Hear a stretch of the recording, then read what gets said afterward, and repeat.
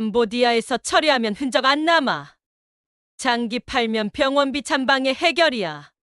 시어머니가 누군가와 나눈 통화 내용이었습니다. 결혼 5년 아이가 생기지 않는다는 이유로 투명인간 취급을 받았어요. 그러던 어느 날 기적처럼 임신 소식을 알렸습니다. 그 순간부터 시댁의 태도가 180도 바뀌었어요. 갑작스러운 친절, 태교 여행 제안, 그리고 캄보디아행 비행기 티켓. 하지만 그 여행에서 모든 게 무너졌습니다. 새벽의 출혈, 아기의 심박 소실, 그리고 에어 앰뷸런스. 한국으로 돌아온 저는 6개월 동안 혼수 상태로 누워 있어야 했어요. 깨어났을 때 알게 된 진실은 충격적이었습니다. 태교 여행이 아니라 계획된 살인이었다는 사실을. 이번 영상에서는 사랑했던 가족에게 배신당한 여성의 처절한 복수와 재기에 대해서 들려드리겠습니다. 사연 시작하기 전에 구독과 좋아요를 눌러주시면 기분 좋은 일이 생기실 겁니다. 33 윤수진. 아침 6시 알람이 울리기 전에 눈을 떴습니다. 결혼 5년 동안 몸에 밴 습관이었죠. 시어머니께서 7시 정각에 식사를 원하시니까 1시간 전에는 일어나서 준비해야 했거든요. 찬물에 얼굴을 씻는데 거울 속 제 모습이 낯설었습니다. 28배 결혼했는데 벌써 33. 화장기 없는 맨 얼굴은 생기가 없었어요. 며느리는 꾸미지 말고 수수하게 지내야지. 결혼 초에 립스틱 한 번 발랐다가 들었던 시어머니의 말씀이 떠올랐습니다. 냉장고를 열고 재료들을 꺼냈어요. 된장찌개, 고등어 구이, 시금치나물. 아침 식탁은 항상 풍성해야 했습니다.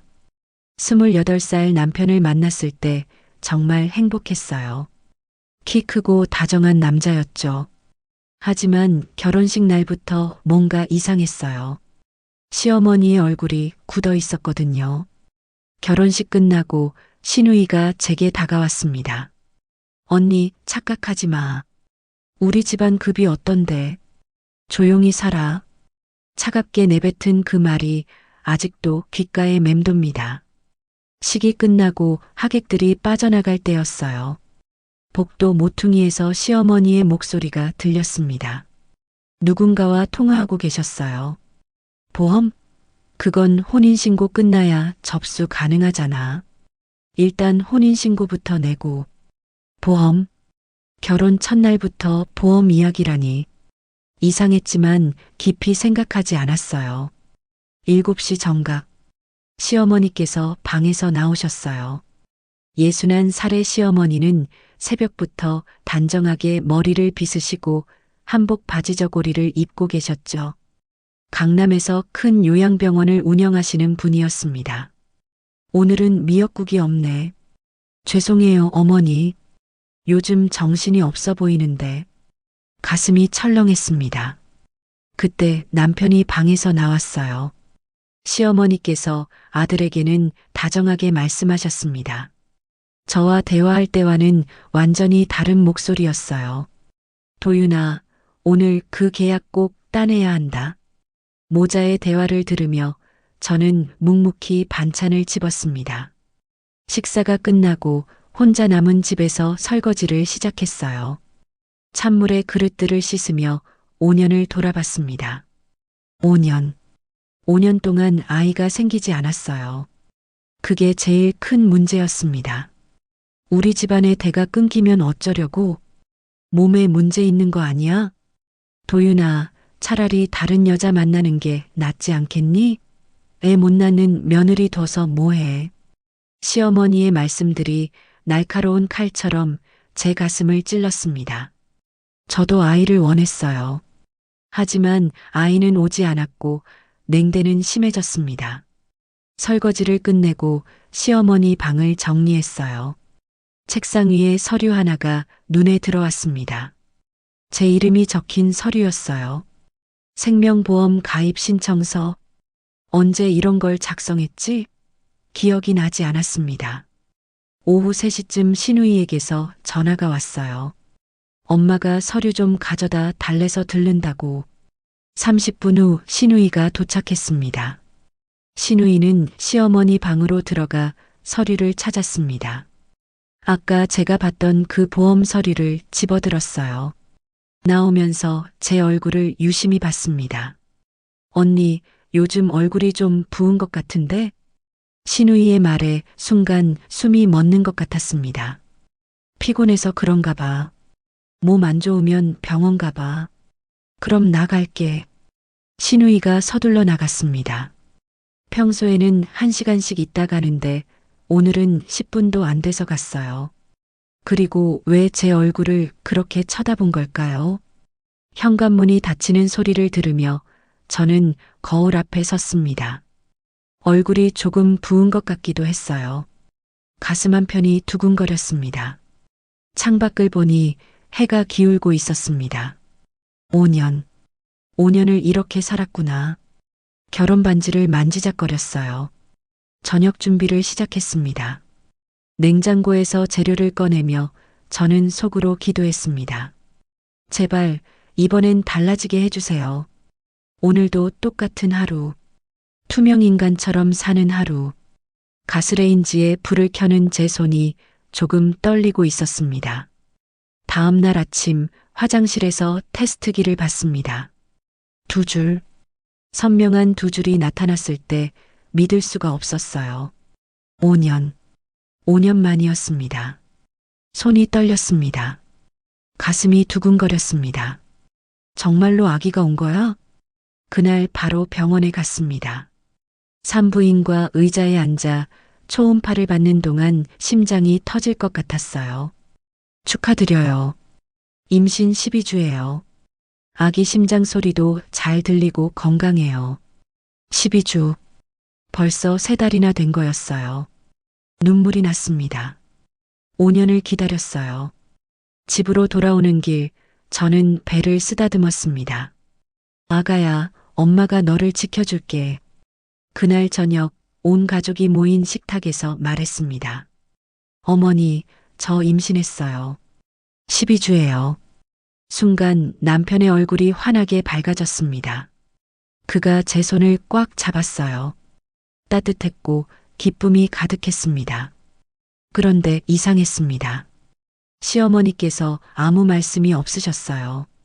시어머니는 젓가락을 내려놓으시고 저를 바라보셨어요. 그 눈빛이 기쁨이 아니었습니다. 뭔가 계산하시는 듯한 차가운 눈빛이었어요. 그래, 축하한다. 시어머니의 축하 인사는 짧고 무겁게 들렸습니다. 그리고는 자리에서 일어나셨죠. 피곤하다며 방으로 들어가셨어요. 그날 밤 시어머니 방에서 낮은 목소리가 들렸어요. 누군가와 통화하고 계셨습니다. 12주면 안정기잖아. 그럼 이제 움직여도 돼. 일정 잡고. 누구와 통화하시는 걸까요?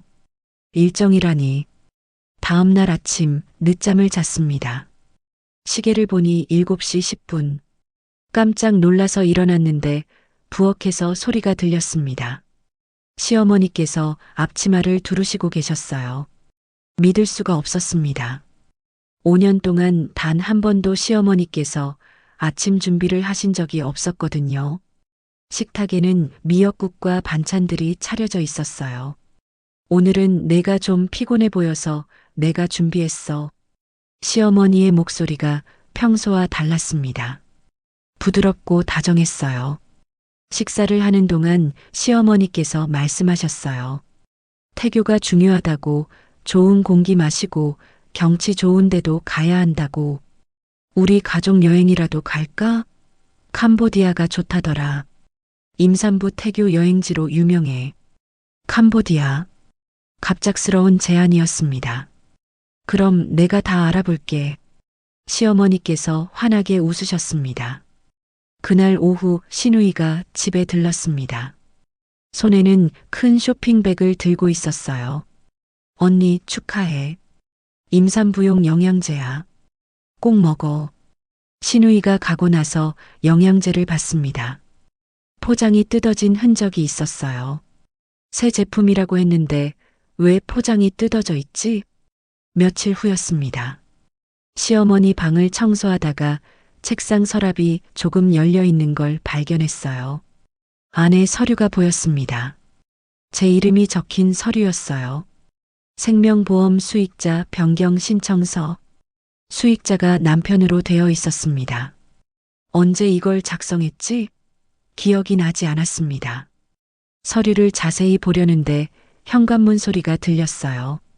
시어머니께서 들어오셨습니다. 깜짝 놀라 서랍을 닫고 나왔습니다. 수진아, 좋은 소식 있어. 캄보디아 여행 다 예약했어. 다음 주 금요일 출발이야. 다음 주. 너무 빠른 거 아닌가요? 불과 사흘 만에 모든 걸 예약하시다니.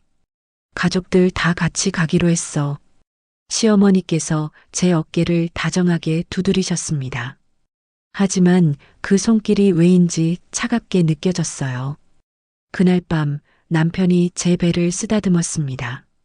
정말 다행이라고, 어머니도 이렇게 좋아하시니 앞으로는 다 잘 될 거라고. 남편의 말에 고개를 끄덕였습니다. 하지만 가슴 한편에 불안감이 자리 잡고 있었습니다. 너무 갑작스러운 친절, 너무 빠른 여행 준비, 뜯어진 영양제 포장, 그리고 제 이름이 적힌 보험 서류. 아니야, 내가 예민해진 거야. 뱃속 아기에게 속삭였습니다. 아가야, 우리 다음 주에 여행 가. 창밖으로 밤하늘이 보였습니다. 별들이 반짝이고 있었어요. 5년 만에 찾아온 행복. 하지만 왜일까요? 가슴 한편이 계속 두근거렸습니다. 불안한 예감이 떠나지 않았어요. 일주일이 빠르게 지나갔습니다. 그 일주일 동안 시어머니와 시누이는 제게 유난히 친절했어요. 매일 아침 특별한 음식을 준비해 주셨고 영양제를 챙겨 주셨습니다. 수진아, 이거 꼭 먹어. 아기한테 좋대. 시누이가 건네주는 알약을 받아들 때마다 가슴 한편이 불편했습니다. 뜯어진 포장이 자꾸 신경 쓰였거든요. 먹는 척하고 나중에 몰래 버렸어요. 왜인지 모르게 믿을 수가 없었습니다. 출발 당일 아침 인천공항으로 향했습니다. 시어머니, 남편, 시누이, 그리고 시댁 큰형 민수 씨까지 가족 모두가 함께였어요.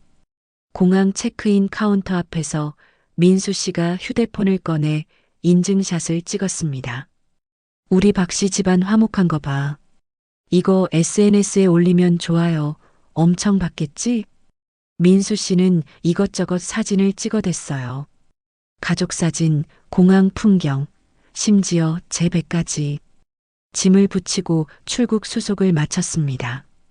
면세점을 지나 게이트로 향하는 길이었어요. 그때 누군가 우리를 불렀습니다. 회장님, 돌아보니 40대 초반쯤 되어 보이는 남자가 다가오고 있었어요. 남편 회사 법무팀 배 과장이었습니다. 배 과장, 여기는 웬일이야? 남편이 물었어요. 출장 갑니다. 베트남 쪽으로요. 배 과장이 저를 보더니 눈을 크게 떴습니다. 사모님, 임신하셨어요? 축하드립니다. 그런데 해외여행 가시는 거예요? 태교 겸해서 가는 거야. 캄보디아로. 시어머니께서 대답하셨습니다. 아, 그러시구나. 그런데 조심하셔야 해요. 해외 사고요. 보험 처리가 진짜 복잡하거든요. 특히 임산부는 더 그렇고. 배 과장이 웃으며 말했지만 그 웃음이 어딘지 어색했습니다. 보험 처리가 복잡하면 안 받으면 되지. 사고 안 나면 되고. 시어머니의 목소리가 차갑게 식었어요. 배 과장이 황급히 인사하고 떠났습니다. 하지만 제 귓속에는 그 말만 맴돌았어요. 해외 사고, 보험 처리, 왜 하필 보험 이야기를 꺼낸 걸까요? 그리고 시어머니는 왜 그렇게 불편한 표정을 지으신 걸까요? 탑승 게이트에 도착했습니다. 비행기에 올랐어요. 이코노미석이었는데 시어머니께서 저를 위해 비상구 좌석을 예약해 주셨다고 하셨어요. 임산부니까 편하게 가야지. 시어머니께서 웃으시며 말씀하셨습니다. 고마워야 하는데 왜인지 소름이 돋았어요. 자리에 앉아 안전벨트를 매는데 옆자리에 시누이가 앉았습니다. 남편은 뒷좌석에, 시어머니와 민수 씨는 앞좌석에 앉으셨어요. 언니, 캄보디아 처음이지? 나도 처음이야. 근데 엄마가 거기 좋다고 하더라. 시누이가 계속 말을 걸었습니다. 평소에는 저를 무시하던 사람이 이렇게 말이 많으니 어색했어요. 비행기가 이륙했습니다. 창밖으로 서울이 점점 멀어졌어요. 구름 위로 올라가니 파란 하늘이 펼쳐졌습니다. 아름다웠지만 가슴 한편이 무거웠어요. 뱃속 아기에게 속삭였습니다. 아가야, 엄마가 지켜줄게. 무슨 일이 있어도. 기내식이 나왔습니다. 시누이가 제 것까지 챙겨주었어요. 언니, 이거 먹어. 임산부용으로 따로 주문했대. 특별 기내식이었습니다.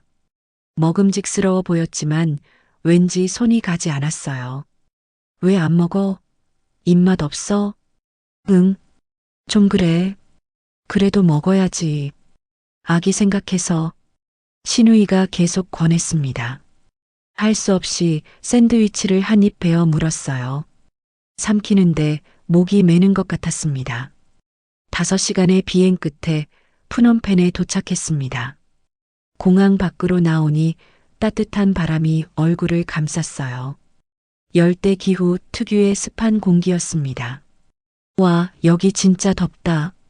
푸놈펜 도착. 가족여행 최고. 민수 씨가 또 휴대폰을 꺼내 사진을 찍었어요. 호텔로 가는 차 안에서 저는 창밖을 바라봤습니다. 낯선 거리, 낯선 간판, 낯선 사람들. 여기는 한국이 아니었어요. 뭔가 일이 생겨도 도움받기 어려운 곳이었습니다. 왜 하필 여기일까요? 왜 하필 캄보디아일까요? 차창에 비친 제 얼굴이 창백해 보였습니다. 가슴이 두근거렸어요. 불안한 예감이 점점 커져만 갔습니다. 둘째 날 아침, 시누이가 제 방문을 두드렸습니다. 언니, 호텔 스파 예약했어. 임산부 전용이래. 엄마가 언니 받으라고. 거절할 틈도 없이 1시간 뒤 호텔 지하 스파로 끌려 내려갔어요. 하얀 가운 입은 직원이 저를 작은 시술실로 안내했습니다. 마사지 침대 옆 테이블에 작은 냉장고가 눈에 들어왔어요. 비타민 주사 서비스도 포함이에요. 임산부에게 좋아요. 주사. 갑자기 가슴이 철렁했습니다. 저 임신 중인데 괜찮은 건가요? 임산부 전용이에요. 걱정 마세요. 직원이 냉장고를 열고 투명한 앰플을 꺼냈어요. 라벨을 소리내어 읽었습니다. LOT-KH23-1107. 그 번호가 머릿속에 새겨졌습니다. 주사기에 약물이 준비되는 동안 심장이 빠르게 뛰었어요. 팔 내밀어 주세요. 손이 떨렸습니다. 본능이 비명을 질렀어요. 맞으면 안 돼. 잠깐만요. 이거 안 맞아도. 그때 문이 열리며 시누이가 들어왔습니다. 언니 뭐해? 엄마가 비싼 돈 들여 추가한 거야. 애 생각 안 해? 민지의 목소리가 칼처럼 날카로웠어요. 결국 팔을 내밀 수밖에 없었습니다. 차가운 알코올솜 바늘이 살을 뚫고 들어왔어요. 약물이 혈관을 타고 퍼졌습니다. 마사지가 시작됐지만 곧 온몸이 나른해졌어요. 눈꺼풀이 납처럼 무거워지고 의식이 흐릿해졌습니다. 언제 끝났는지 기억도 없이 깊은 잠에 빠져들었어요. 눈을 떴을 때는 저녁이었습니다. 방 침대에 누워 있었는데 어떻게 여기까지 왔는지 전혀 기억이 나지 않았어요. 언니, 5시간이나 잤어. 어서 저녁 먹으러 가. 민지의 목소리가 들렸습니다. 5시간이나? 머리가 지끈거렸어요. 밤 10시쯤 잠을 청하려는데 창밖에서 차 소리가 들렸습니다. 커튼을 살짝 열고 내다봤어요. 호텔 현관 앞에 흰색 승합차가 서 있었습니다. 차체에 의료봉사라는 한글이 보였어요. 왜 호텔 앞에 의료봉사 차량이? 심장이 빨라졌습니다. 다음 날 아침 남편이 말했어요. 오늘 사원 구경하고 현지 의료시설 들른대. 의료시설은 왜? 엄마가 외국 병원 시스템 보는 것도 태교에 좋대. 가이드와 함께 버스에 올랐습니다. 시내를 벗어나 외곽으로 점점 더 낯선 곳으로 향했어요. 1시간쯤 달려 오래된 사원 앞에 섰습니다. 민수 씨가 또 인증샷을 찍어댔어요. SNS 대박 나겠는데.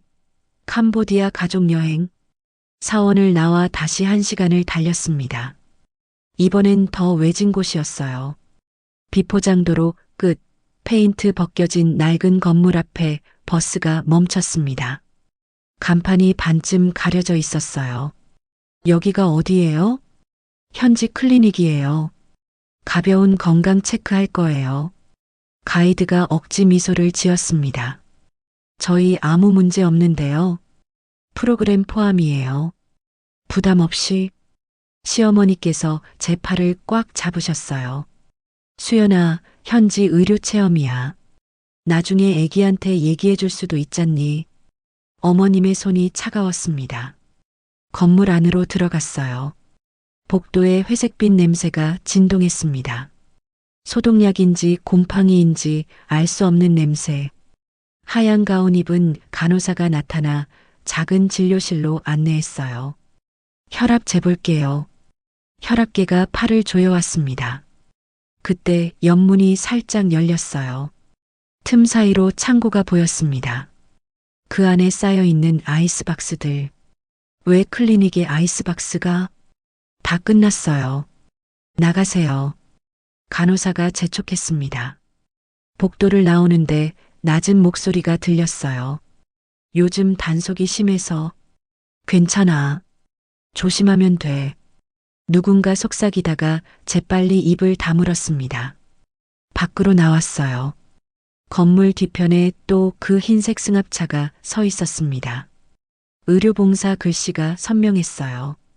어젯밤 호텔 앞에서 본 바로 그 차. 심장이 터질 듯 뛰었습니다. 숨이 막혔어요. 언니, 왜 그래? 얼굴 하얘. 민지가 제 팔을 잡았습니다. 아니야. 괜찮아. 목소리가 떨렸어요. 버스로 돌아갔습니다. 남편이 제 손을 잡았지만 그 따뜻함이 위로가 되지 않았어요. 창밖을 보며 배를 감싸쥐었습니다. 아가야, 엄마가 지켜줄게. 무슨 일이 있어도.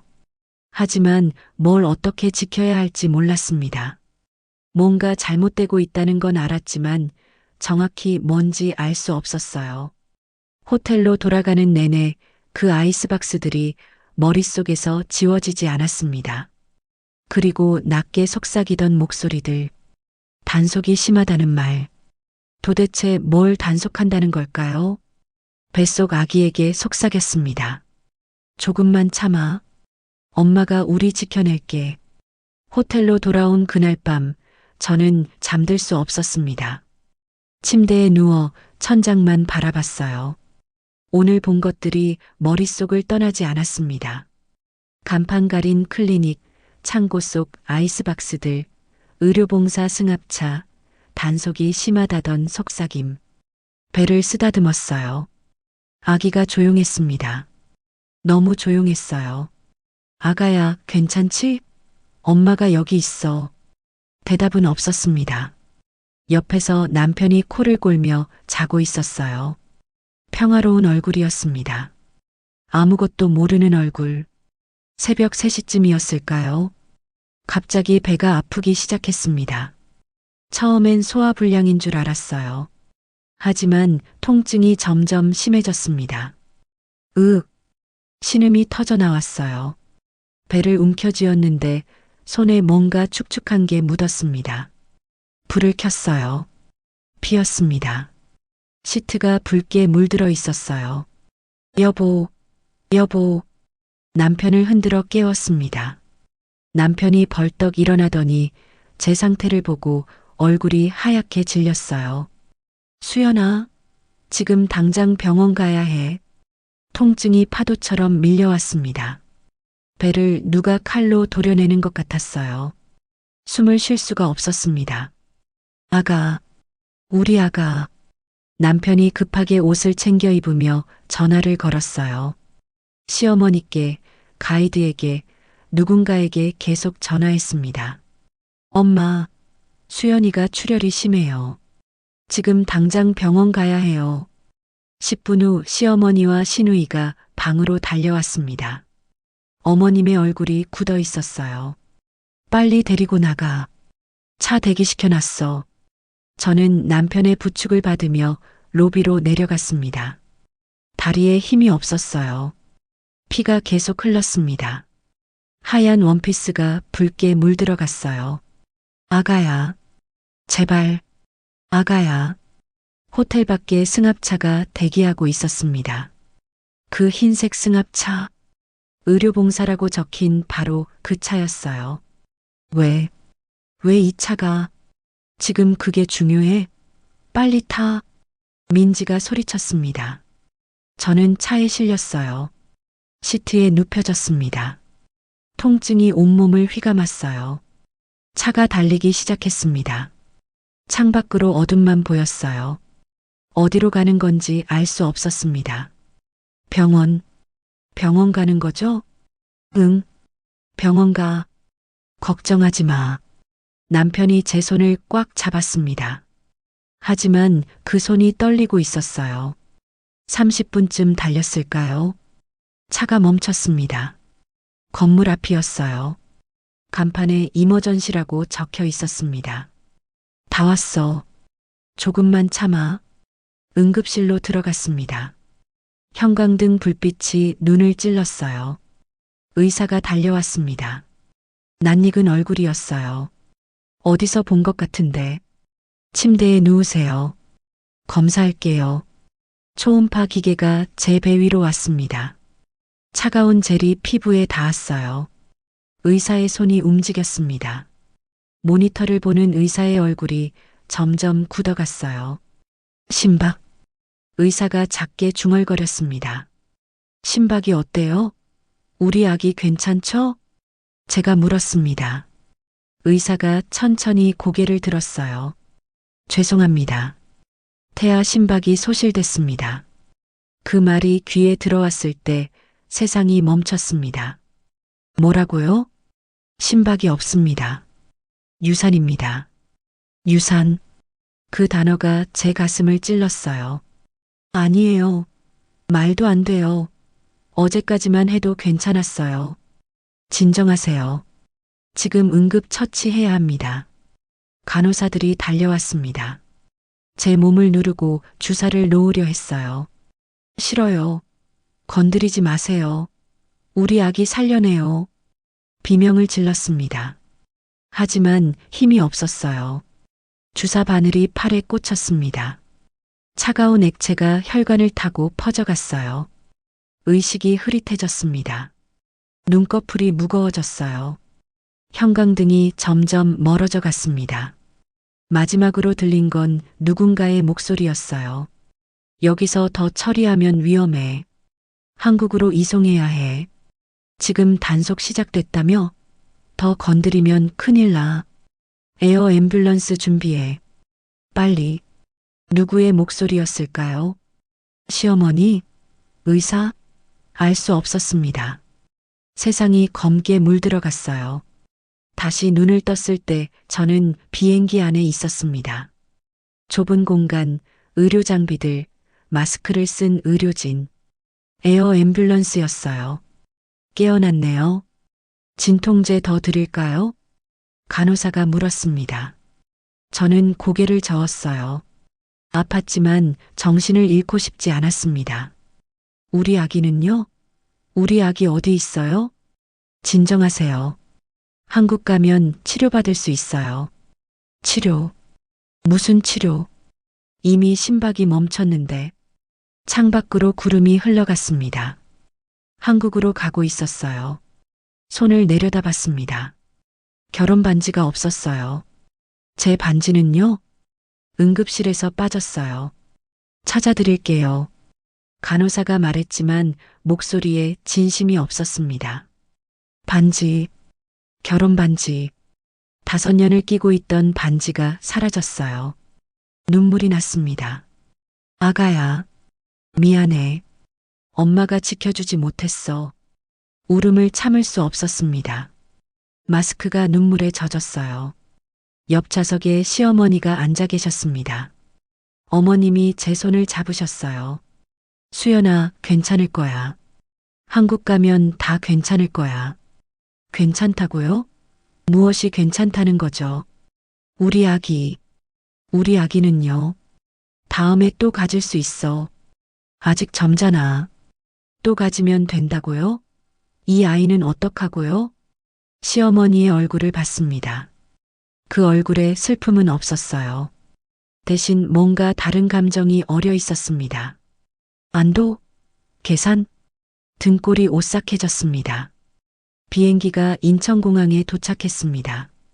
곧바로 대기 중이던 앰뷸런스로 옮겨졌어요. 사이렌이 울렸습니다. 어느 병원으로 가요? 그린의료 양병원이요. 우리 병원, 시어머니께서 운영하시는 병원. 그곳으로 간다고 했습니다. 앰뷸런스 안에서 저는 천장만 바라봤어요. 아기, 내 아기. 뱃속에서 차갑게 식어가는 아기. 미안해. 정말 미안해. 속삭였지만 아무도 듣지 않았습니다. 아기도 남편도 아무도. 병원에 도착했습니다. 응급실로 실려 들어갔어요. 의사들이 둘러쌌습니다. 수술 준비하세요. 누군가 말했습니다. 수술? 무슨 수술? 소파술 해야 합니다. 동의서 받으셨죠? 네, 여기요. 시어머니께서 서류를 건넸습니다. 언제 동의서를 작성한 거죠? 저는 기억이 없었어요. 잠깐만요. 저 동의 안 했어요. 진정하세요. 지금 안 하면 위험해요. 마취 주사가 들어왔습니다. 세상이 다시 어두워졌어요.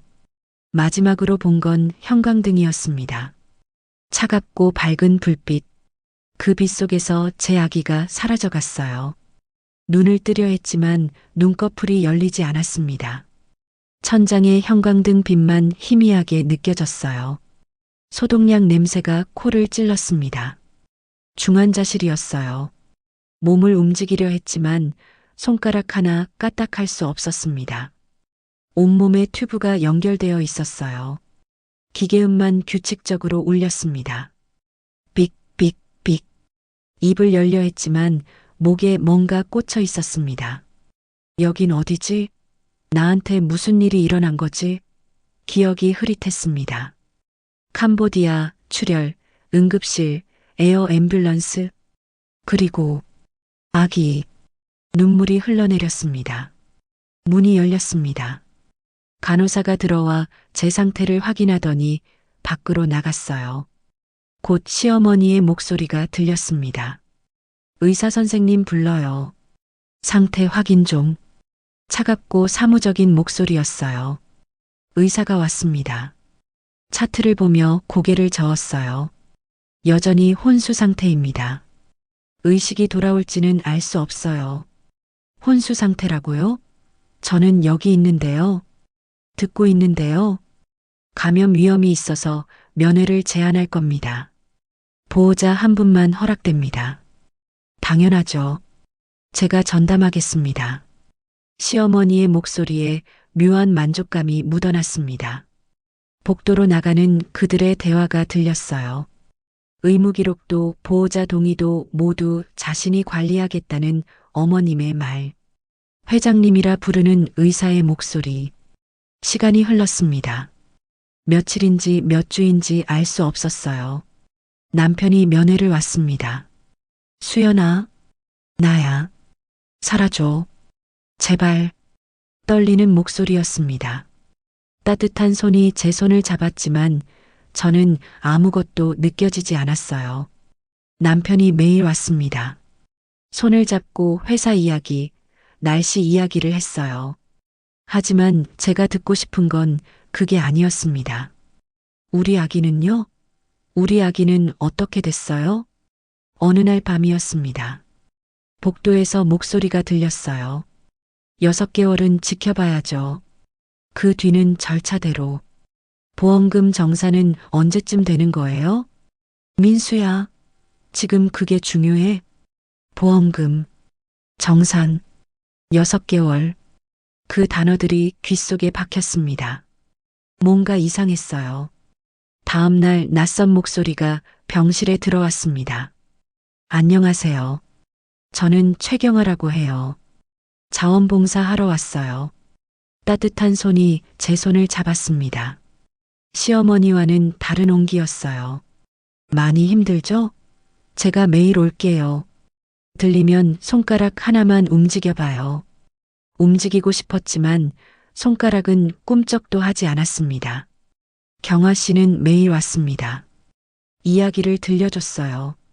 저도 며느리였어요. 시집살이 정말 힘들었죠. 근데 어느 날 깨달았어요. 이렇게 살다간 내가 죽겠다고.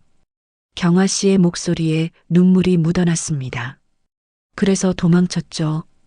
처음엔 무서웠어요. 근데 살더라고요. 당신도 살아야 해요. 도망. 그 단어가 가슴을 쳤습니다. 며칠 후 경아 씨가 뇌 전문의와 함께 왔습니다.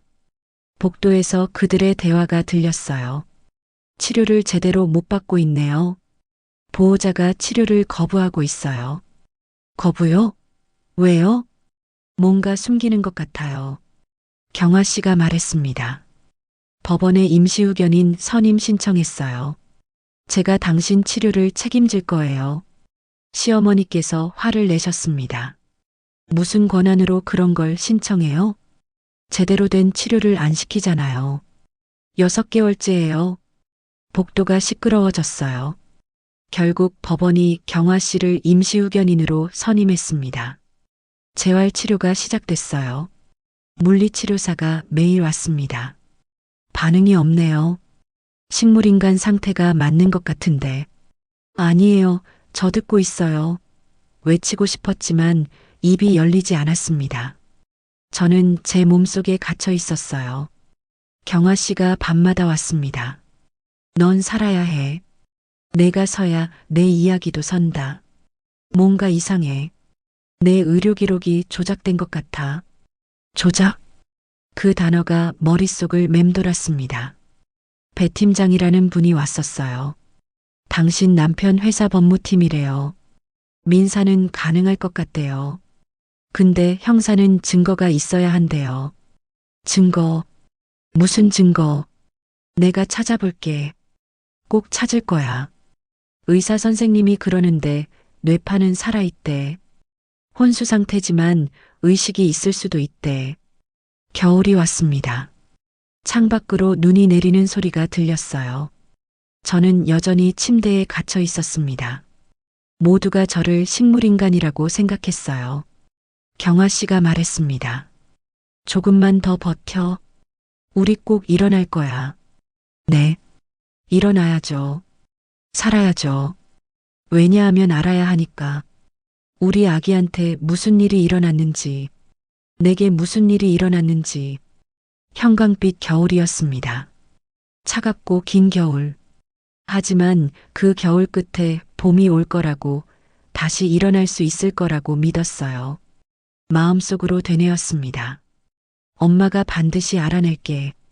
엄마가 반드시 일어날게. 경아 씨가 매일 왔습니다. 아침 7시 해가 뜨기 전부터 병실에 나타났어요.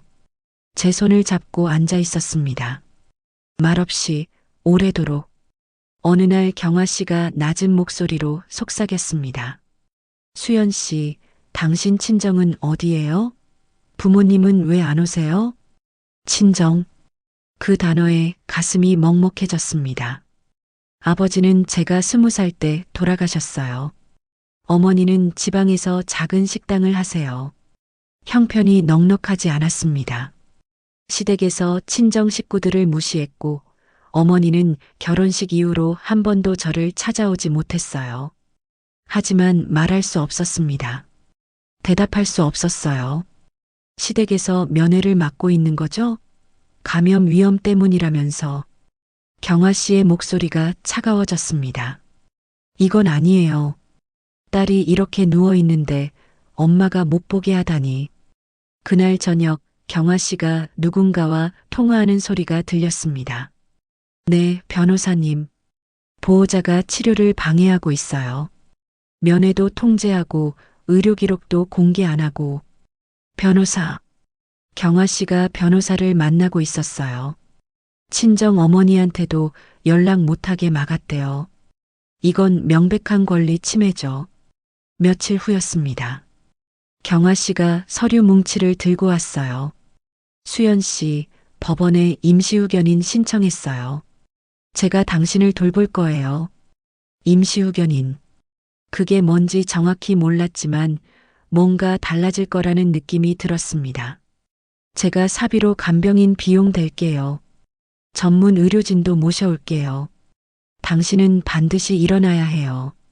왜죠? 왜 저를 도와주시는 거죠? 저는 아무것도 해드릴 수 없는데. 마음속으로만 물을 수 있었습니다. 입은 열리지 않았어요. 경아 씨가 제 손을 꽉 쥐었습니다. 저도 며느리였어요. 40년 전 저도 당신처럼 살았죠. 경아 씨의 목소리가 떨렸습니다. 시댁에서 쓸모없다고 했어요. 애를 못 낳는다고. 매일 구박받고 무시당했어요. 저와 똑같았어요. 똑같은 이유로 고통받았던 거예요. 어느 날 정말 죽고 싶었어요. 한강 다리 위에 섰었어요. 근데 그때 누군가 저를 잡아줬어요. 누가요? 알고 싶었지만 물을 수 없었습니다.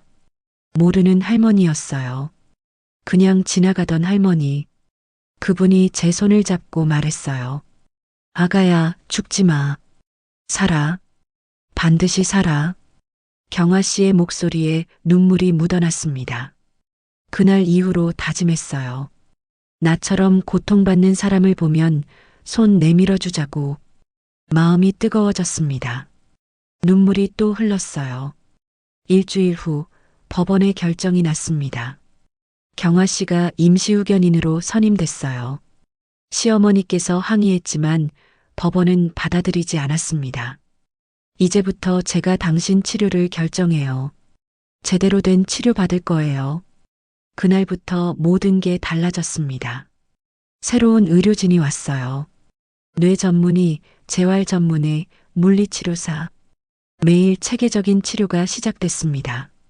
뇌파 검사 결과 의식이 있을 가능성이 높습니다. 지속적인 자극 치료가 필요해요. 의사의 말에 경아 씨가 고개를 끄덕였습니다. 비용은 제가 댈게요. 최선을 다해주세요. 치료가 가속됐습니다. 전기 자극 치료, 음악 치료, 촉각 자극. 매일 새로운 시도가 이어졌어요. 하지만 저는 여전히 움직일 수 없었습니다. 밤마다 경아 씨가 와서 이야기를 들려줬어요. 저는 시댁을 나온 뒤 혼자 살았어요. 작은 반찬 가게를 시작했죠. 아침 4시에 일어나서 밤 10시까지 일했어요. 힘들었지만 자유로웠어요. 아무도 저를 무시하지 않았어요. 제가 번 돈으로 제가 먹고 싶은 걸 먹었어요. 10년을 그렇게 일했어요. 가게가 조금씩 커졌고 결국 작은 회사가 됐죠. 지금은 식품 유통회사를 운영해요. 경아 씨가 성공한 사업가였다는 걸 그때 알았습니다. 돈을 많이 벌었어요. 근데 쓸 곳이 없더라고요. 자식도 없고 가족도 없고. 그래서 결정했어요. 나처럼 고통받는 사람들을 돕자고. 그게 내가 살아온 이유라고. 경아 씨가 제 이마를 쓰다듬었습니다. 당신도 일어나면 도울 수 있어요. 당신처럼 아픈 사람들을. 그러니까 포기하지 마. 포기하지 않을게요. 절대 포기하지 않을게요. 마음속으로 다짐했습니다. 말은 할 수 없었지만 마음만은 살아 있었어요. 어느 날 경아 씨가 작은 상자를 가져왔습니다. 이거 당신 거예요. 캄보디아 병원에서 찾았대요. 상자를 여는 소리가 들렸습니다. 뭔가 반짝이는 소리. 반지네요. 결혼 반지. 금이 갔어요. 제 결혼 반지. 응급실에서 떨어져 나간 그 반지. 목걸이로 만들어 줄게요. 당신이 깨어나면 직접 걸어줄게요. 깨진 반지. 깨진 결혼. 하지만 버릴 수는 없었습니다. 그건 제가 살아온 증거니까요. 조금만 더. 우리 조금만 더 버텨요. 네. 버틸게요. 반드시 일어날게요. 마음속으로 대답했습니다. 목소리는 나오지 않았지만요. 밤이 깊어갔습니다. 기계음만 조용히 울렸어요. 경아 씨는 제 손을 놓지 않았습니다. 따뜻한 손이었어요. 처음으로 느끼는 진짜 어머니의 손 같았습니다. 어느 날 아침이었습니다. 경아 씨의 목소리가 들렸어요. 수연 씨, 오늘도 좋은 하루 되세요. 따뜻한 손이 제 손을 감쌌습니다. 그때 손가락 끝에서 뭔가 느껴졌습니다. 경아 씨의 체온이 느껴졌어요. 느껴져. 손이 느껴져. 손가락을 움직여 보려 했어요. 손가락이 아주 조금 떨렸습니다. 지금 움직인 것 같은데. 의사 선생님, 여기 좀 와보세요. 여러 사람이 병실로 뛰어들어왔어요. 손가락이 움직였어요. 수연 씨, 들리면 손가락을 움직여 보세요. 온 힘을 다해 집중했습니다. 손가락이 다시 떨렸어요. 반응이 있습니다. 그날부터 치료가 강화됐습니다.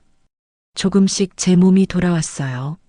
3주가 지났을 때 눈을 뜰 수 있었습니다. 형광등이 눈부셨어요. 수연 씨, 눈 떴어요. 경아 씨가 눈물을 흘리고 계셨어요. 재활이 시작됐습니다. 얼굴 근육 운동, 발성 연습, 걷기 연습. 하루 5시간씩 치료를 받았어요. 땀이 비 오듯 흘렀습니다. 2달이 지났습니다. 목소리가 나오기 시작했어요. 처음엔 신음소리만 나왔습니다. 그 다음엔 단어 하나. 그 다음엔 짧은 문장.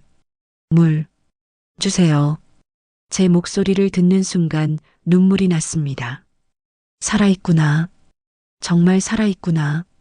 3달째 휠체어에 앉을 수 있었습니다. 4개월째 보조기를 잡고 몇 걸음 걸을 수 있었어요. 5개월째 혼자 걸었습니다.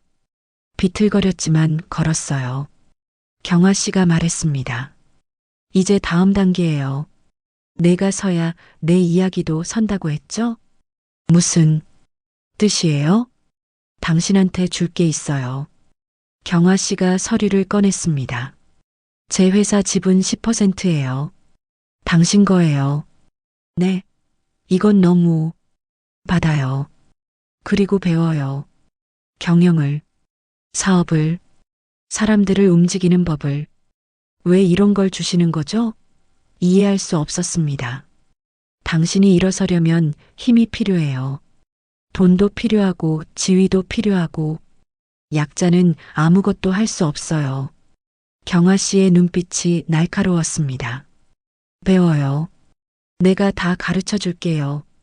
그날부터 재활 치료와 함께 경영 공부가 시작됐습니다. 회계, 재무, 경영 전략. 머리가 터질 것 같았어요. 하지만 경아 씨는 멈추지 않았습니다. 더 빨리.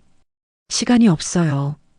치료를 받으면서 저는 병원을 관찰했습니다. 그린이 요양병원. 시어머니께서 운영하시는 이곳. 뭔가 이상했어요.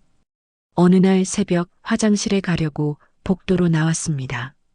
그때 간호사실 문틈으로 빛이 새어나왔어요. 낮은 목소리가 들렸습니다. 오늘도 301호실이요? 새벽 4시? 그렇게 해.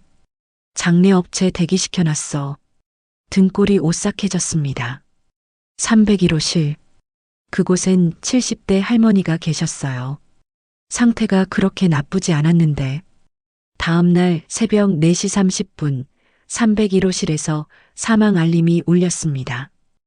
복도를 지나던 저는 멈춰 섰어요. 간호사들이 재빨리 움직였습니다. 의사가 사망 확인을 했어요. 불과 10분 만에 장례업체 직원들이 도착했습니다. 너무 빨랐어요. 모든 게 준비된 것처럼. 경아 씨, 이 병원 환자들 이상해요. 휠체어를 타고 간호사실 앞을 지나가다 차트를 흘깃봤습니다. 환자 명단과 사망 시간. 새벽 4시에서 5시 사이. 일주일에 서너 명씩. 사망 시간이 다 똑같아요. 그리고 장례 절차가 너무 빨라요. 경아 씨의 얼굴이 하얗게 질렸습니다. 더 조사해봐요. 조금 그거 절대 들키면 안 돼요. 밤마다 저는 복도를 배회했습니다. 재활 훈련 중이라는 핑계로 같은 의사가 같은 시간에 특정 환자들만 라운딩했어요. 그리고 새벽이 되면 그 환자들이 사망했습니다. 어느 날 밤 간호사실 뒤편 창고에서 이상한 소리가 들렸습니다. 문틈으로 살짝 들여다봤어요. 약품 상자들이 쌓여 있었습니다. 라벨이 없는 앰플들. 어디서 본 것 같은 느낌. 캄보디아. 그 클리닉의 아이스박스. 똑같은 앰플이었어요. 손이 떨렸습니다. 숨이 막혔어요. 휠체어를 돌려 급히 병실로 돌아왔습니다. 메모장에 적었습니다. 환자 이름, 사망 시간, 담당 의사, 장례업체, 보험 정산일, 그리고 의심되는 약물. 패턴이 선명하게 보이기 시작했어요. 경아 씨, 이거 알아요. 나도 봤어요. 경아 씨가 낮게 말했습니다. 증거를 모아요. 확실한 증거. 어느 날 배 팀장이 문병을 왔습니다. 사모님 깨어나셨다니 정말 다행입니다. 공항에서 봤던 그 사람. 남편 회사 법무팀. 이 정도면 민사는 충분하고요. 형사도 증거만 있으면 가능할 것 같습니다. 배 팀장이 법률 용어를 섞어가며 설명했습니다. 그 말투가 묘하게 어색했어요. 이 정도면 검사님도 관심 가질 만한 건데요. 뭐, 법정에서 뵙게 될지도 모르죠. 그게 제 법률 드립입니다. 진지한데 자꾸 이상한 말이 튀어나왔습니다. 하지만 그의 눈빛은 진지했어요. 거울을 봤습니다. 낯선 얼굴이었어요. 재건 수술 때문이었습니다. 얼굴뼈가 일부 손상되어 복합 재건을 받았거든요. 체중도 10kg 넘게 빠졌습니다. 머리카락도 짧아졌어요. 예전에 제가 아니었습니다. 전혀 다른 사람이 거울 속에 있었어요. 경아 씨가 작은 상자를 건넸습니다. 약속했죠. 당신이 깨어나면 걸어주겠다고. 상자 안에 목걸이가 있었습니다. 깨진 반지로 만든 목걸이. 금이 그대로 보였어요. 안 버리고 가지고 있을래요? 네. 이건 제가 살아온 증거예요. 잊지 않기 위해서요. 경아 씨가 목걸이를 제 목에 걸어줬습니다. 깨진 반지가 심장 위에 얹혀졌어요. 차가웠지만 따뜻했습니다. 이제 돌아갈 준비 됐어요? 어디로요? 당신 생으로. 당신 이야기를 찾으러. 네. 이제 돌아갈 시간이었습니다. 경아 씨가 말했습니다. 회복이 안정됐어요. 이제 돌아갈 준비 됐죠? 돌아간다는 말에 가슴이 뛰었습니다. 법원에 개명 신청을 했습니다. 강수연에서 윤민정으로. 새로운 이름, 새로운 인생. 호적에도 기록됐어요. 이제 저는 윤민정이었습니다. 경아 씨의 네트워크를 통해 정보를 모았습니다. 남편의 회사, 도윤건설. 재무 상황이 좋지 않았어요. 부채가 많았고 현금 흐름에 문제가 있었습니다. 경기도 프로젝트 하나가 전부였는데 그마저 위약 위험이 있었어요. 경아 씨가 전략을 제시했습니다. 50억 원 투자 대신 경영권 확보. 지분 60%를 받아내라고 했어요. 50억? 경아 씨가 준비해준 돈이었습니다. 투자 제안서를 만들었습니다. 완벽한 서류, 완벽한 조건. 거절할 수 없는 제안이었어요. 회의 날짜가 잡혔습니다. 도윤건설 본사 회의실. 심장이 두근거렸어요. 5년 만에 보는 남편. 거울을 봤습니다. 재건 수술로 달라진 얼굴, 짧아진 머리, 15kg 빠진 몸. 예전의 수연이 아니었어요. 자세도 달랐습니다. 어깨를 펴고 턱을 들었어요. 경화 씨가 물었습니다. 준비됐어요? 네. 도윤건설 빌딩 앞에 섰습니다. 5년 전 남편과 함께 왔던 곳. 그때는 남편 옆에 조그맣게 서 있었죠. 지금은 혼자 똑바로 서 있었습니다. 엘리베이터를 탔어요. 거울에 비친 제 모습. 검은색 정장, 하이힐, 가죽 서류 가방. 10층. 문이 열렸어요. 회의실 앞에 섰습니다. 심호흡을 했어요. 문을 열었습니다. 회의실에 남편이 앉아 있었습니다. 5년 만이었어요. 조금 늙어 보였습니다. 안녕하세요. 윤민정입니다. 제 목소리가 차갑게 울렸습니다. 남편이 고개를 들었어요. 저를 봤습니다. 잠깐, 아주 잠깐 남편이 멈칫했습니다. 뭔가 낯익다는 듯한 표정. 하지만 금세 고개를 저었어요. 안녕하세요. 박진우입니다. 악수를 나눴습니다. 따뜻한 손이었어요. 한때 사랑했던 손. 이제는 차갑게만 느껴졌습니다. 앉으시죠. 자리에 앉았습니다. 테이블 건너편에 남편이, 옆에는 시어머니와 시누이가 앉아 있었어요. 투자 제안서 받아보셨죠? 네. 50억 원 투자, 대신 지분 60%. 파격적인 조건이네요. 회사 상황을 고려하면 합리적입니다. 서류를 꺼내 테이블 위에 놓았습니다. 도윤건설의 재무제표, 부채 내역, 프로젝트 위험 요소. 모두 제가 조사한 자료들이었어요. 경기도 프로젝트 위약 조항 보셨나요? 3개월 내 착공 못하면 계약금 전액 반환입니다. 남편의 얼굴이 하얗게 질렸습니다. 어떻게? 저는 제 일을 제대로 합니다. 투자 전의 실사는 기본이죠. 시어머니께서 끼어드셨습니다. 우리 병원을 담보로 하면 은행 대출이 가능합니다. 그 병원 말씀이세요? 서류를 한 장 더 꺼냈습니다. 그린의료 양병원 의료사고 기록, 보험 부정 청구 의혹. 경화 씨가 조사한 자료였어요. 담보 가치가 의심스러운데요. 시어머니의 얼굴이 굳어졌습니다. 뭐라고요? 제 투자팀이 조사한 겁니다. 병원 신뢰도에 문제가 있어요. 시누이 민지가 일어섰습니다. 지금 우리 병원을 모욕하는 거예요? 모욕이 아니라 사실입니다. 시누이와 눈이 마주쳤습니다. 민지가 제 얼굴을 유심히 봤어요. 가슴이 철렁했습니다. 어디서 본 것 같은데. 목소리도. 그리고 이 분위기. 민지가 제 손을 쳐다봤습니다. 제 손가락을 보더니 눈을 가늘게 떴어요. 결혼 반지 자국. 5년간 낀 반지 자국이 아직 희미하게 남아 있었습니다. 처음 뵙는데요. 재빨리 손을 내렸습니다. 시선을 피하지 않았어요. 오히려 똑바로 쳐다봤습니다. 예전의 수연은 눈을 피했죠. 지금의 민정은 눈을 마주쳤습니다. 민지가 천천히 앉으며 중얼거렸습니다. 이상한데. 뭔가 이상해. 시어머니께서 날카롭게 말씀하셨습니다. 윤 이사님, 우리 회사를 너무 얕잡아 보시는 것 같은데요? 현실을 말씀드리는 겁니다. 그때 제 가방에서 휴대폰이 진동했습니다. 경화 씨의 문자였어요. 조심해. 민지가 눈치채고 있어. 손이 떨렸습니다. 하지만 표정은 흐트러뜨리지 않았어요. 남편이 말했습니다. 조건이 너무 가혹합니다.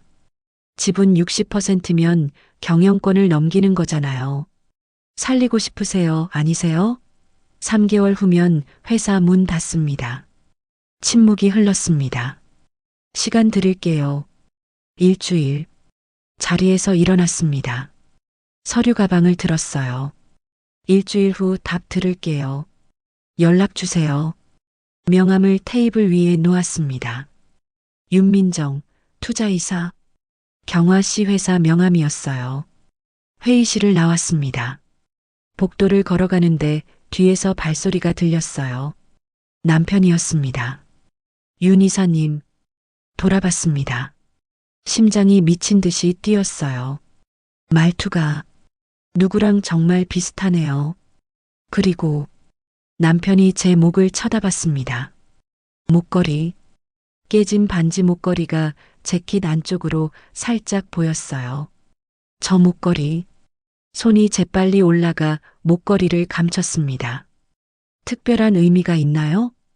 개인적인 물건이에요. 그렇군요.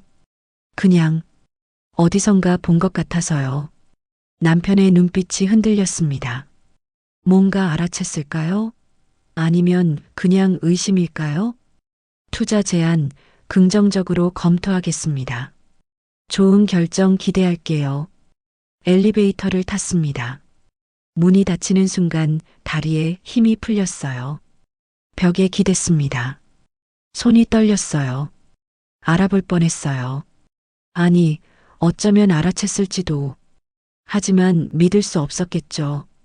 죽었다고 생각했던 아내가 살아 돌아올 거라곤. 빌딩을 나왔습니다. 경화 씨가 차에서 기다리고 있었어요. 어땠어요? 시작됐어요. 차에 탔습니다. 목에 반지 목걸이를 만졌어요. 깨진 반지가 손끝에 닿았습니다. 이제 돌아갈 수 없었습니다. 복수의 길로 들어섰어요. 아니, 진실을 밝히는 길로. 차창 밖으로 도시가 흘러갔습니다. 차갑고 단단한 도시. 이제 저도 차갑고 단단해져야 했어요. 일주일이 지났습니다.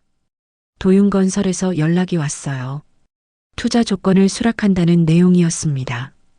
계약서 작성을 위한 회의가 잡혔습니다.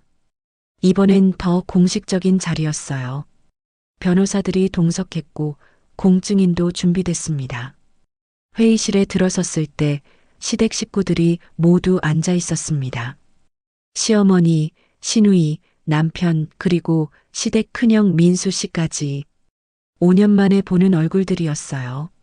남편이 자리에서 일어나 인사했습니다. 예전보다 더 수척해 보였어요. 자리에 앉았습니다. 테이블 위에 계약서가 놓였어요. 테이블 위에 계약서가 놓였어요. 제가 추가 조건을 꺼냈습니다. 몇 가지 조건을 추가하고 싶습니다. 경영권 즉시 이양, 재무기록 공개, 구조조정 권한은 제게 있습니다. 시어머니께서 항의하셨어요. 구조조정이라니요? 가족회사인데 함부로 자를 수 없어요. 투자 조건입니다. 받아들이시든지 거절하시든지. 차갑게 말했습니다. 민수 씨가 끼어들었습니다. 회사가 얼마나 잘 나가는지 SNS 팔로워가 5만 명이라고 자랑했어요. 배 팀장이 옆에서 냉소적으로 한마디 던졌습니다. SNS 팔로워로 은행 대출을 받느냐고 프로젝트 위약 조항을 보라고 했어요. 민수 씨가 입을 다물었습니다. 민지가 저를 계속 쳐다봤습니다. 불편한 시선이었어요. 갑자기 물었습니다. 윤 이사님, 혹시 결혼하셨어요? 심장이 덜컥 내려앉았어요. 왜 그런 걸 물으시죠? 손가락에 반지 자국이 있는 것 같아서요. 민지의 눈빛이 날카로워졌습니다. 손을 테이블 아래로 내렸어요. 개인적인 질문은 사양합니다. 민지가 말했습니다. 정말 이상하다고 목소리도 말투도 습관까지 누군가랑 너무 비슷하다고 했어요. 누구냐고 물었습니다. 우리 형수요. 5년 전에 돌아가셨죠? 회의실이 조용해졌습니다. 남편의 얼굴이 하얗게 질렸어요. 남편이 민지를 제지했지만 민지는 멈추지 않았습니다. 제 목걸이를 보더니 형수 반지랑 똑같이 생긴 것 같다고 했어요. 목에 손이 올라갔습니다. 목걸이를 감췄지만 이미 늦었어요. 보여주실 수 있어요? 그 목걸이. 안 됩니다. 왜요? 뭔가 숨기는 거 있어요? 민지가 자리에서 일어나 제게 다가왔습니다. 손을 뻗으려는 순간 경화 씨가 회의실 문을 열고 들어왔어요. 경화 씨의 등장에 민지가 멈칫했습니다. 경화 씨는 명함을 꺼냈어요. 최경화입니다.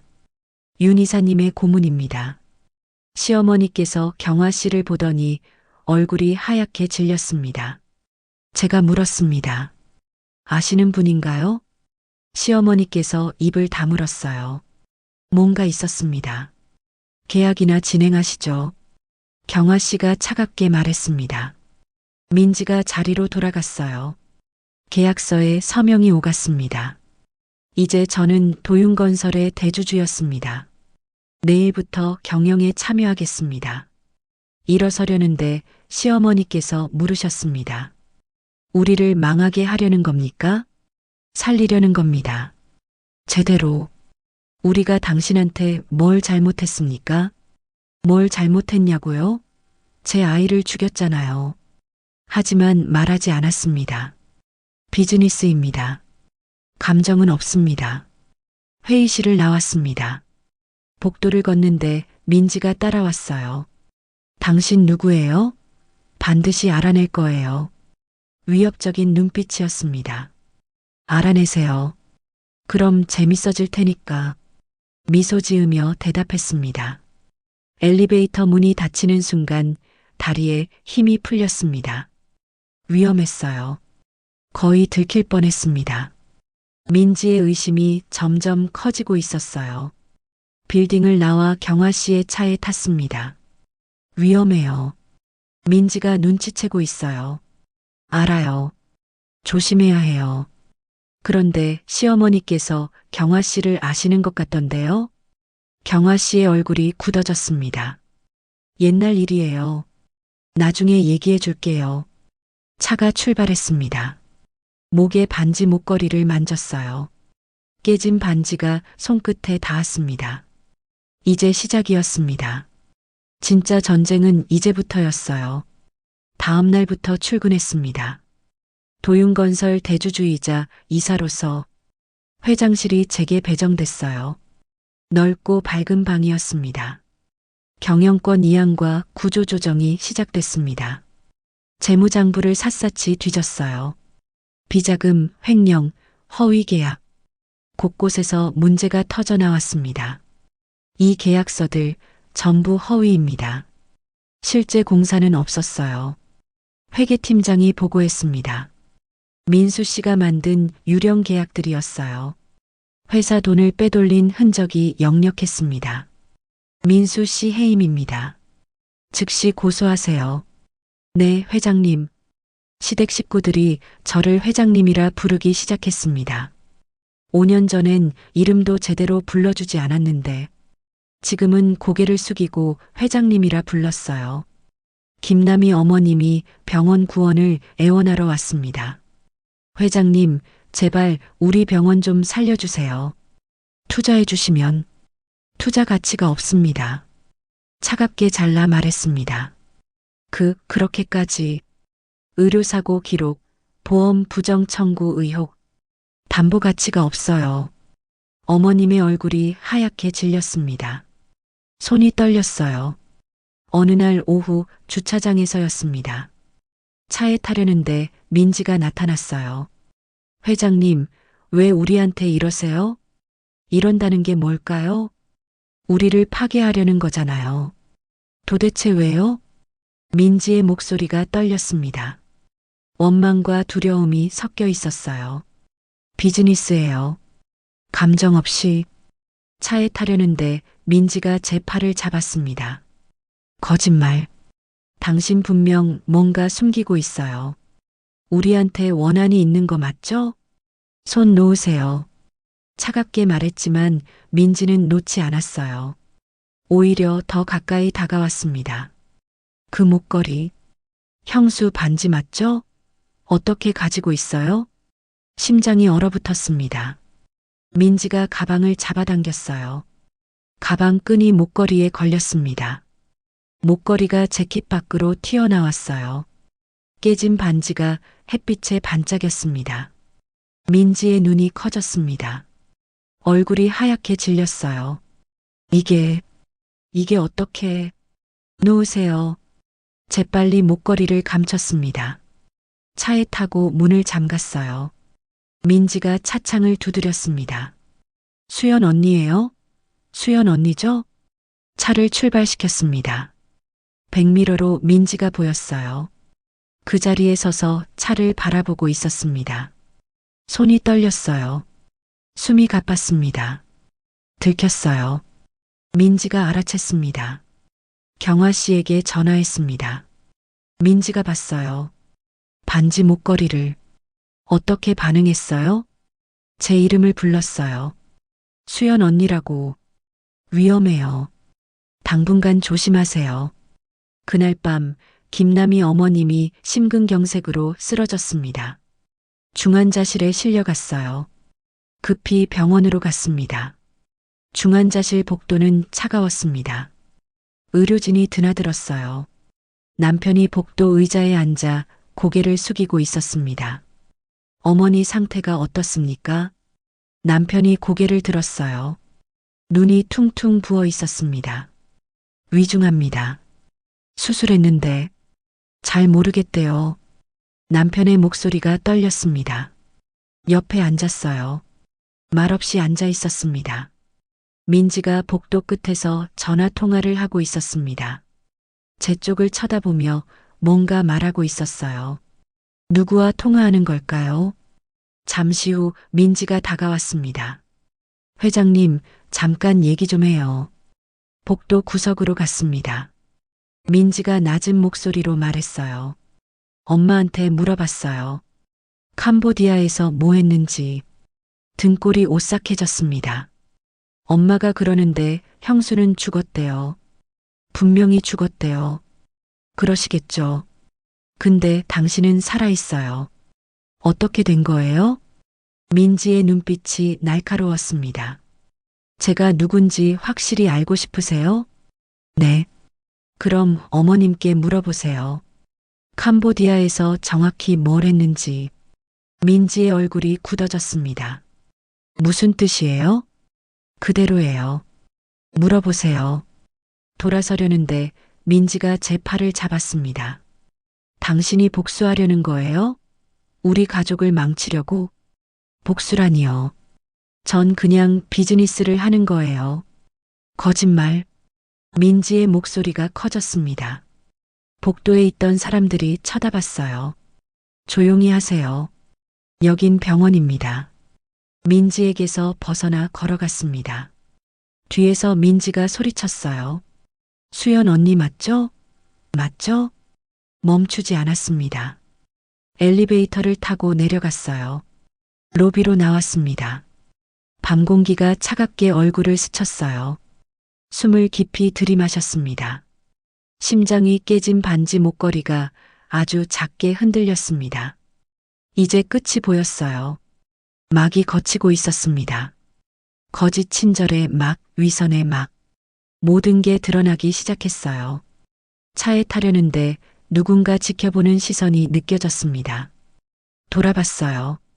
병원 2층 창문에서 민지가 서 있었습니다. 휴대폰으로 저를 찍고 있었어요. 사진.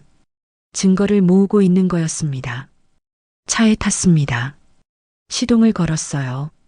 백미러로 병원이 멀어졌습니다.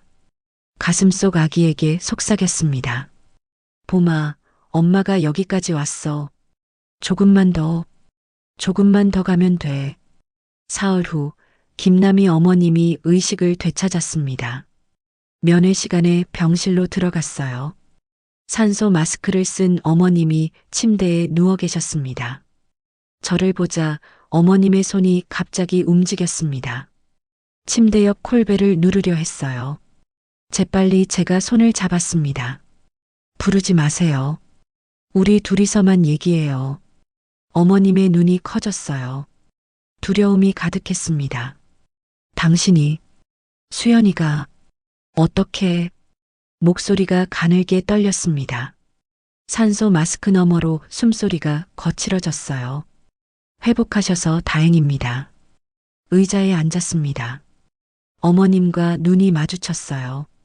미안해. 정말 미안해. 그때 일이 잘못됐어. 그때요? 캄보디아에서. 그건 우리가 의도한 게 아니었어. 어머님의 목소리가 흔들렸습니다. 눈물이 흘러내렸어요. 의도하지 않았다고요? 계획된 여행이었잖아요. 스파 주사, 클리닉, 에어 앰뷸런스까지 다 준비돼 있었잖아요. 그건 그냥 만약을 대비해서. 만약? 제 아이를 죽이는 만약이요? 목소리가 차갑게 식었습니다. 어머님이 고개를 돌렸어요. 대답하지 못했습니다. 그때 문이 열렸습니다. 경아 씨와 배 과장이 들어왔어요. 그리고 그 뒤로 경찰 2명이 따라왔습니다. 긴급 체포영장 집행합니다. 경찰이 말했습니다. 민지가 비명을 질렀어요. 뭐예요? 무슨 영장이요? 경아 씨가 봉투를 테이블 위에 던졌습니다. 서류들이 쏟아져 나왔어요. 캄보디아 현지 브로커와 국내 협력 의료인을 잇는 통화 녹취록이었습니다. 이체 내역, 클리닉 CCTV 스틸컷, 에어 앰뷸런스 결제 기록. 모두 영사 확인과 공증 번역을 거쳐 국가 간 사법 공조로 적법하게 확보된 자료들이었어요. 배 과장이 설명했습니다. 한국 산부인과 EMR 원본과 저장본의 불일치도 확인됐습니다. 비인가 투약 로그, 장비 기록의 해시값 이탈까지. 그리고 이거요. 경아 씨가 또 다른 서류를 꺼냈습니다. 캄보디아 클리닉에서 사용된 앰플, LOT-KH23-1107, 비인가 약물 리스트와 일치합니다. LOT-KH23-1107, 제가 스파에서 맞았던 그 주사였습니다. 그 번호가 아직도 생생했어요. 어머님의 얼굴이 하얗게 질렸습니다. 심전도 기계의 삑삑 소리가 빨라졌어요. 이건 함정이야. 계획된 거야. 어머님이 떨리는 손으로 산소 마스크를 벗으려 했습니다. 호흡이 가빠졌어요. 엄마. 민지가 어머님을 붙잡았습니다. 경찰이 민지를 제지했어요. 김민지 씨도 참고인 조사 대상입니다. 동행해 주시죠. 난 아무것도 안 했어요. 난 몰랐다고요. 민지가 소리쳤습니다. 하지만 경찰은 민지의 팔을 잡았어요. 그린의료양병원 기록도 있습니다. 사망시간 조작, 보험 부정 청구, 서류 위조 패턴, 시신 인계 비리. 경아 씨가 차갑게 말했습니다. 어머님이 침대에서 몸을 일으키려 했습니다. 하지만 힘이 없었어요. 다시 쓰러졌습니다. 제발 용서해줘. 난 그냥 집안을 지키려고. 집안이요? 제 아이를 죽이면서요? 목소리가 떨렸습니다. 분노가 치밀어 올랐어요. 보험금 때문이었죠? 제가 죽으면 남편이 받을 보험금. 그걸로 병원 빚을 갚으려고 했죠? 어머님이 고개를 숙였습니다. 부정하지 못했어요. 미안해. 제발 용서해줘. 용서요? 가방에서 녹음기를 꺼냈습니다. 테이블 위에 놓았어요. 빨간 불이 켜져 있었습니다. 지금부터 하시는 말씀 다 녹음되고 있어요. 어머님의 얼굴이 하얗게 질렸습니다. 입술이 바들바들 떨렸어요. 뭐 하는 거야? 진실을 말씀해 주세요. 캄보디아에서 뭘 했는지, 왜 했는지. 그때 문이 벌컥 열렸습니다. 민지가 뛰어들어왔어요. 뭐 하는 거예요? 엄마한테서 떨어져요. 민지가 제 팔을 잡아당겼습니다. 녹음기가 바닥에 떨어졌어요. 하지만 여전히 녹음 중이었습니다. 다음 날 경찰 조사가 시작됐습니다. 남편도 조사실에 불려갔어요.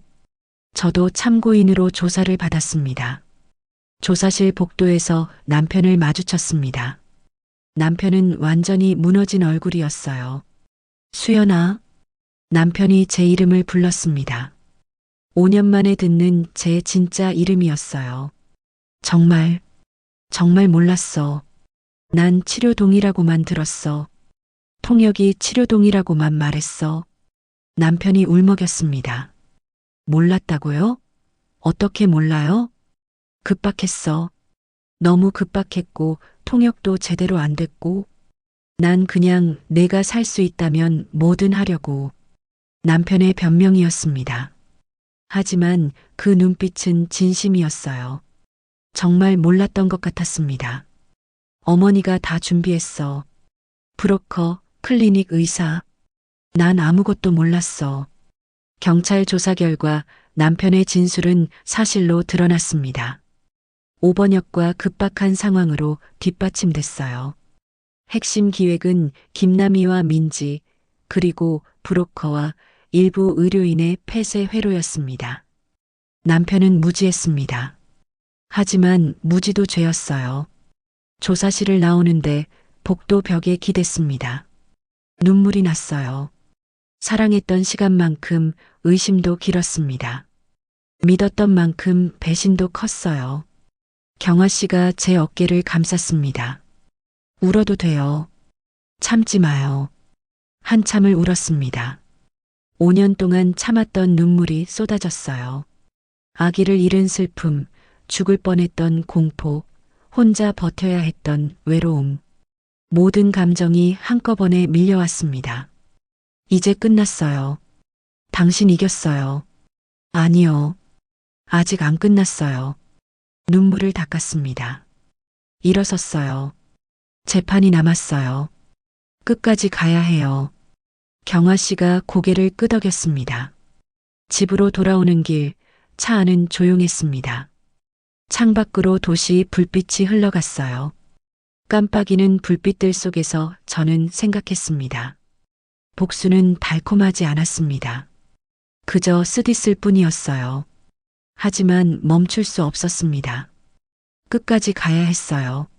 제 아이를 위해서, 저를 위해서 목에 반지를 만졌습니다. 깨진 반지가 손끝에 닿았어요. 차갑고 날카로웠습니다. 봄아, 엄마가 끝까지 갈게. 반드시. 일주일 후 검찰 조사실이었습니다. 큰 테이블 위에 모든 증거를 올렸어요. 캄보디아 클리닉 CCTV 스틸컷. 제가 침대에 누워 있고 의사들이 둘러싼 장면이었습니다. 이송 로그, 결제 내역, 에어 앰뷸런스 법인카드 승인 기록. 국가 간 사법 공조로 확보한 문서들이 쌓여 있었어요. EMR 불일치 기록. 한국병원의 전자의무 기록, 원본과 저장본이 달랐습니다. 누군가 조작한 흔적이 역력했어요.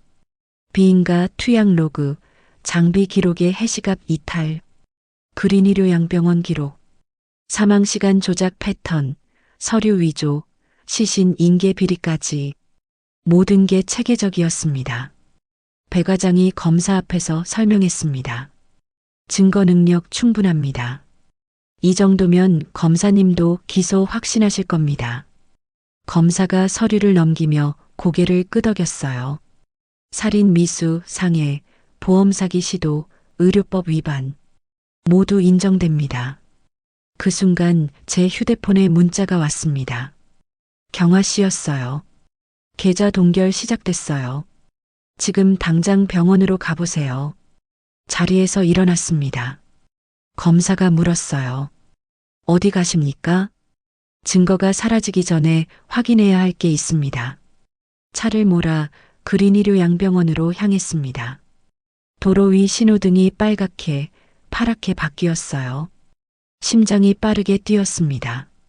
그런데 백미러에 검은색 차량이 보였습니다. 계속 제 뒤를 따라오고 있었어요. 차선을 바꿔도 따라왔습니다. 누구죠? 신호등에 멈췄을 때 그 차도 바로 뒤에 섰습니다. 운전석 유리가 까맣게 선팅되어 있어서 안이 보이지 않았어요. 가슴이 두근거렸습니다. 신호가 바뀌자 급가속했습니다. 뒷차도 따라왔어요. 병원까지 3km. 손에 땀이 났습니다.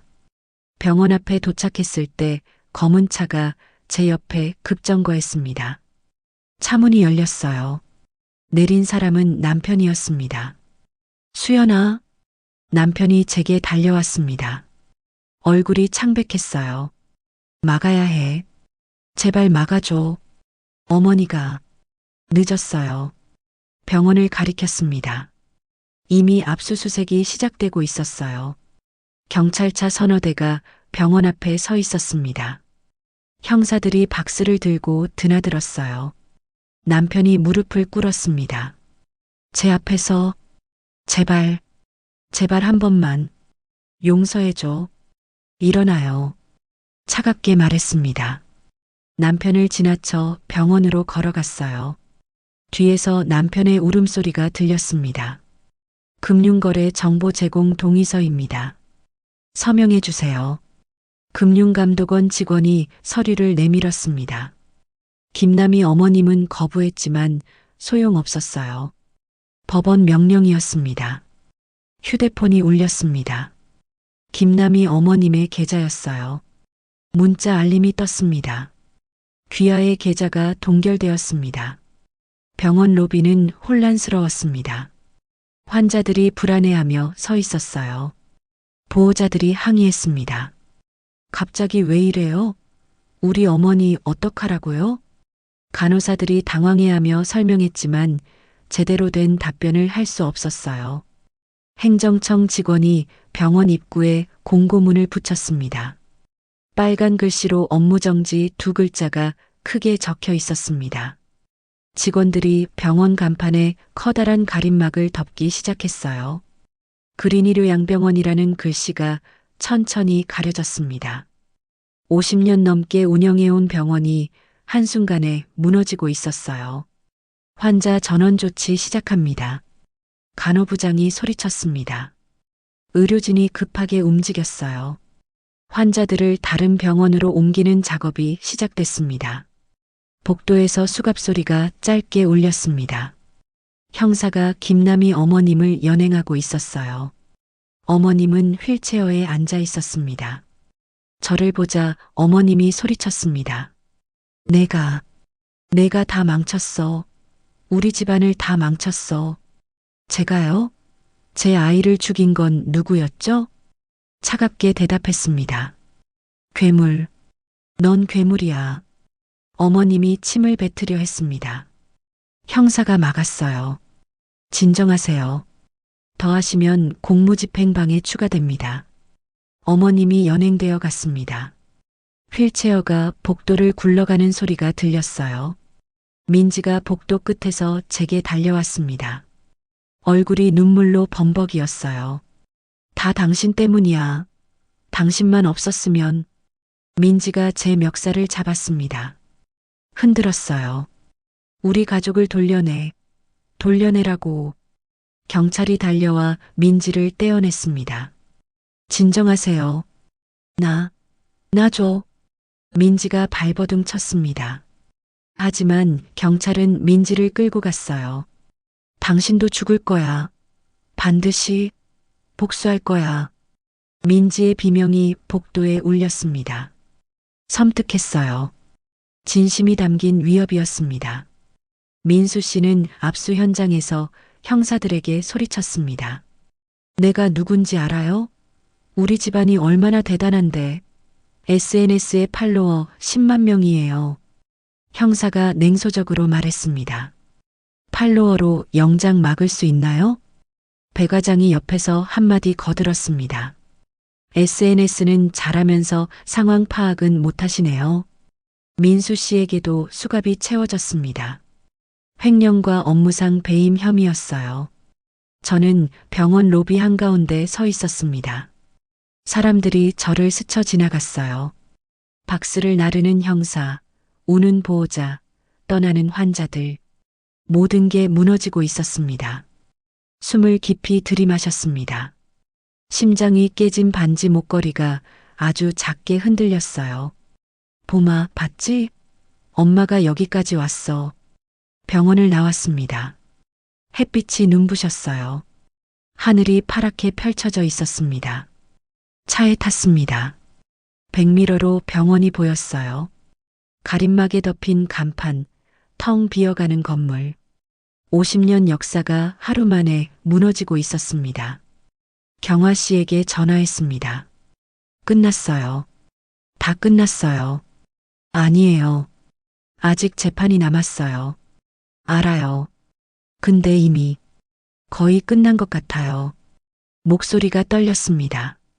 눈물이 날 것 같았어요. 울지 마요. 당신 이겼어요. 당당하게 울어요. 전화를 끊었습니다. 한참을 차 안에 앉아 있었어요. 밖에서는 세상이 움직이고 있었지만 저는 멈춰 있었습니다. 복수는 이런 맛이었습니다. 달콤하지 않았어요. 그저 텅 빈 느낌뿐이었습니다. 승리했지만 행복하지 않았어요. 하지만 멈출 수 없었습니다. 끝까지 가야 했어요. 재판장에서 판결문을 들어야 했습니다. 그래야 진짜로 끝나는 거였어요. 시동을 걸었습니다. 차가 출발했어요. 백미러로 병원이 점점 작아졌습니다. 다시는 돌아오지 않을 곳이었습니다. 석 달 후 재판이 열렸습니다. 법정 안은 사람들로 가득했어요. 기자들, 방청객들, 그리고 저. 검은색 정장을 입었습니다. 머리를 단정하게 묶었어요. 목에는 반지 목걸이 대신 진주 목걸이를 했습니다. 깨진 반지는 가방 안에 넣어뒀어요. 판사가 입장했습니다. 모두 일어섰어요. 심장이 빠르게 뛰었습니다. 피고인석에 김남희 어머님이 앉았습니다. 수의를 입고 있었어요. 50년 전 화려했던 그 모습은 어디에도 없었습니다. 수척하고 늙어 보였어요. 옆자리에 민지가 앉았습니다. 얼굴이 창백했어요. 눈 밑에 다크서클이 짙었습니다. 재판장이 판결문을 읽기 시작했습니다. 피고인 김남희는 살인 미수로. 목소리가 법정에 울렸습니다. 살인 미수, 상해, 보험 사기 시도, 의료법 위반. 하나하나 죄목이 낭독됐어요. 징역 15년을 선고한다. 15년. 어머님의 얼굴이 하얗게 질렸습니다. 고개가 푹 떨어졌어요. 피고인 박민지는 살인 미수방조 및 증거인멸 혐의로 징역 3년, 집행유예 5년을 선고한다. 민지가 바닥에 주저앉았습니다. 울음을 터뜨렸어요. 피고인 박민수는 업무상 횡령 및 배임 혐의로 징역 2년을 선고한다. 민수 씨는 아무 말도 하지 못했습니다. 멍하니 앉아 있었어요. 피고인 박진우는 남편의 이름이 불렸습니다. 심장이 멈추는 것 같았어요. 무혐의 처분한다. 다만 민사상 책임은 별도로 한다. 무혐의. 남편은 형사처벌을 면했습니다. 하지만 남편의 얼굴엔 안도감이 없었어요. 오히려 더 괴로워 보였습니다. 판사가 망치를 두드렸습니다. 탕, 탕, 탕. 재판이 끝났어요. 그때 민지가 벌떡 일어났습니다. 피고인석에서 소리쳤어요. 이건 조작이야. 증거 조작이라고. 법정 경위가 달려갔습니다. 조용히 하세요. 언니, 수연 언니, 당신 절대 용서 안 해. 절대. 민지의 눈빛이 광기로 가득했습니다. 섬뜩했어요. 내가 나가면 반드시 복수할 거야. 법정 경위들이 민지를 끌고 나갔습니다. 민지의 비명이 복도까지 울렸어요. 법정을 나왔습니다. 복도에 기자들이 몰려들었어요. 플래시가 터졌습니다. 윤민정 회장님, 한 말씀 해주세요. 복수에 성공하신 기분이 어떠세요? 마이크들이 제 얼굴 앞으로 쏟아졌습니다. 경호원이 막았어요. 고개를 숙이고 걸었습니다. 차에 탔습니다. 문을 닫았어요. 바깥 소음이 차단됐습니다. 조용했어요. 승리했습니다. 이겼어요.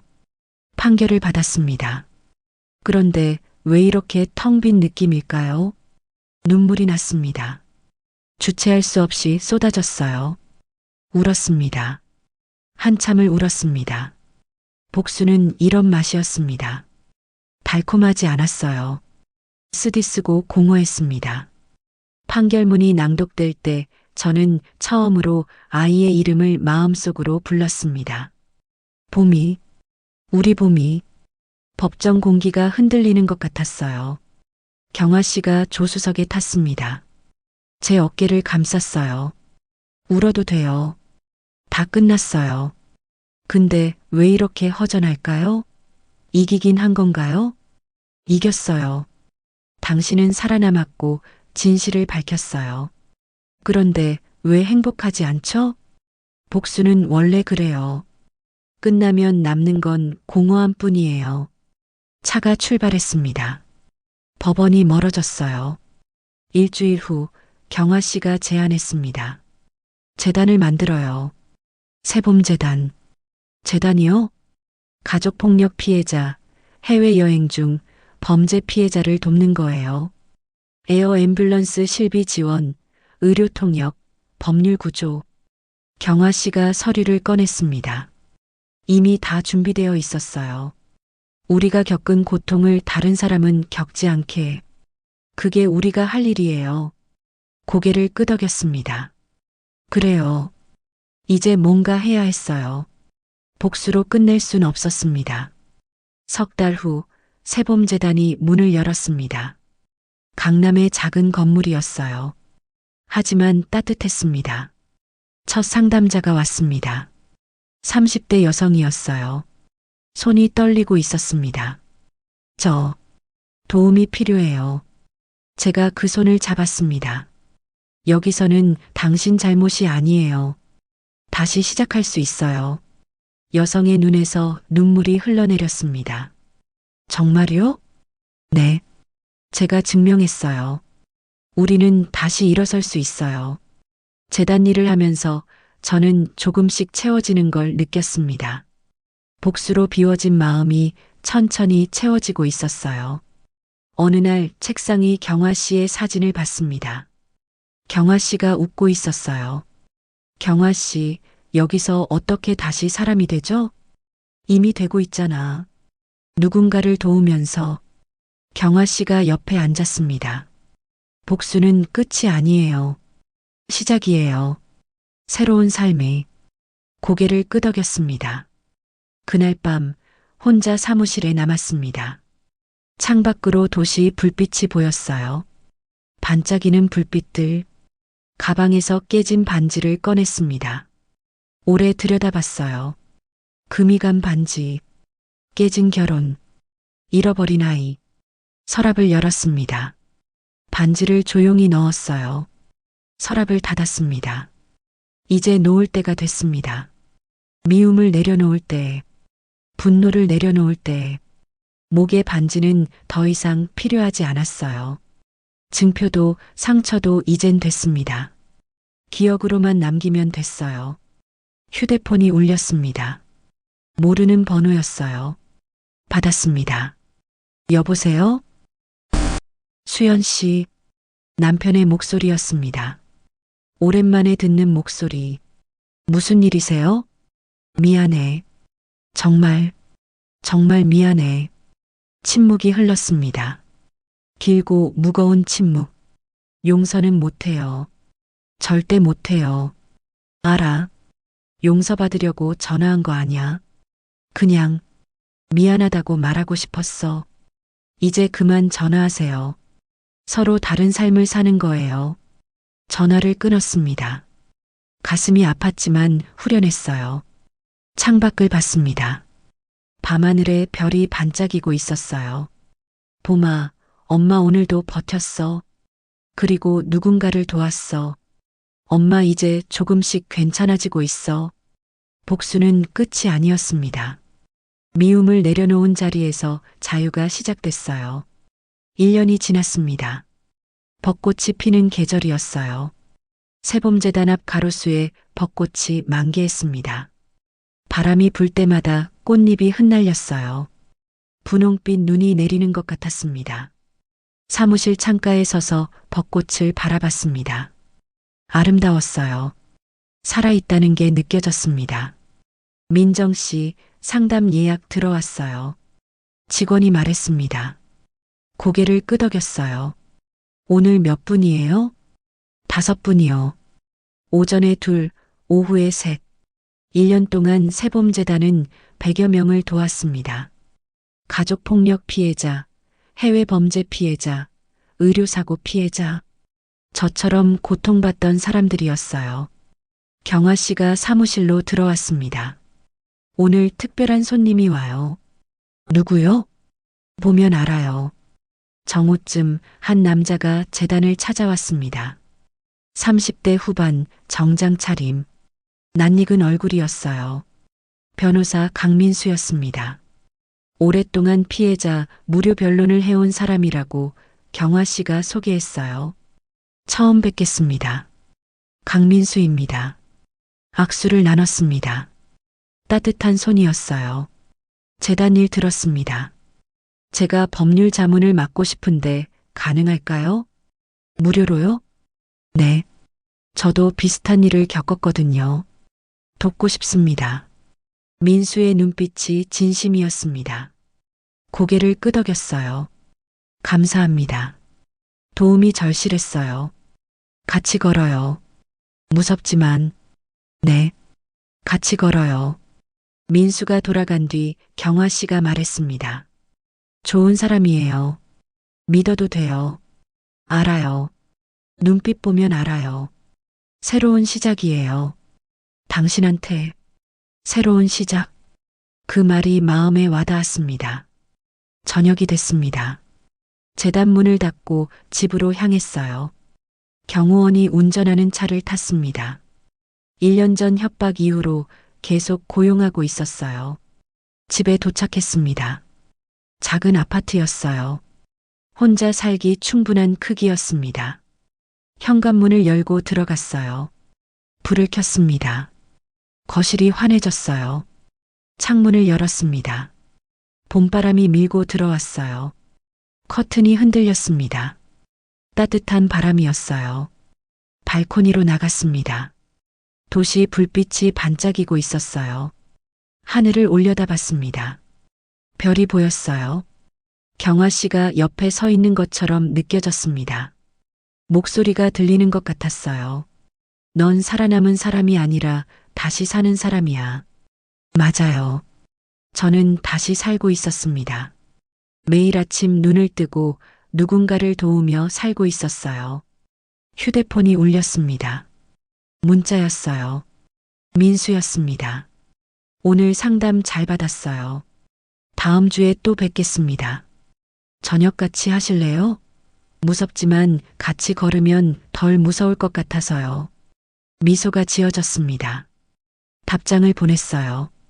좋아요. 같이 걸어요.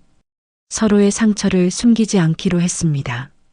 천천히 조심스럽게 다가가기로 했어요. 책상 서랍을 열었습니다. 깨진 반지가 그대로 있었어요. 오래 들여다봤습니다. 이제 더 이상 아프지 않았어요. 그냥 추억이었습니다. 슬프지만 소중한 추억. 서랍을 닫았습니다. 반지는 거기 그대로 두기로 했어요. 잊는 게 아니라 기억하되 놓아주는 거였습니다.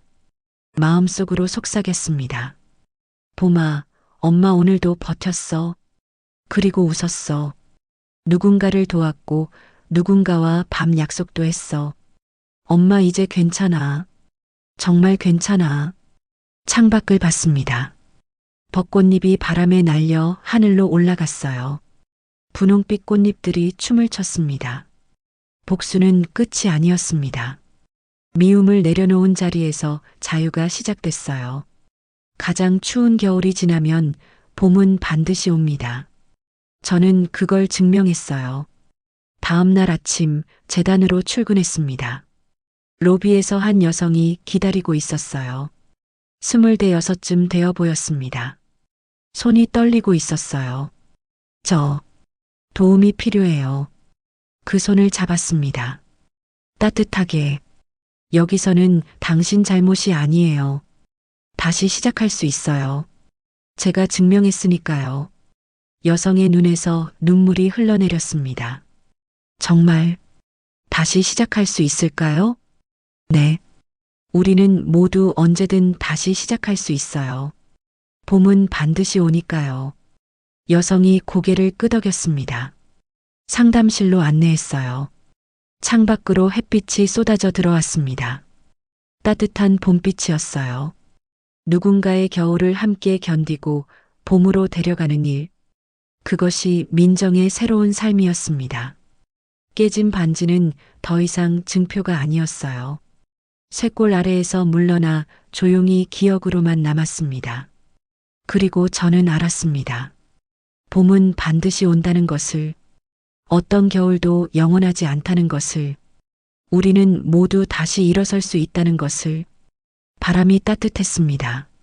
새로운 하루가 시작됐어요. 가장 깊은 어둠 속에서도 새벽은 옵니다. 깨진 반지는 이제 목에서 내려와 서랍 속에 조용히 잠들었지만 그 무게는 여전히 가슴에 남아 있습니다. 누군가의 겨울을 함께 견디며 봄으로 데려가는 일. 그것이 민정이 선택한 복수보다 아름다운 복수였습니다.